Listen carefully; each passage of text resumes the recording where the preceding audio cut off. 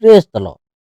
In today's video, we are going to discuss about what are the basics of Bible study. Step 3. Welcome to my another video. Let's continue. Step 3 is evaluating. You have been reading and asking the question, what does the Bible say? Then you have interpreted, asking the question, what does the Bible mean?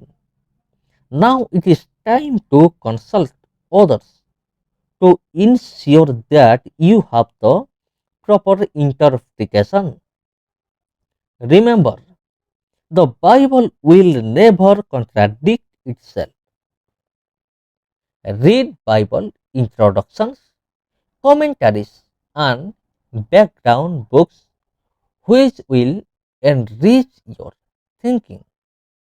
Through that illumination which God has given to other men and to you through their books. In your evaluation, be a true seeker. Be one who accepts the truth of God's word, even though it may cause you to change what you always have believed or cause you to alter your life pattern. Praise the Lord.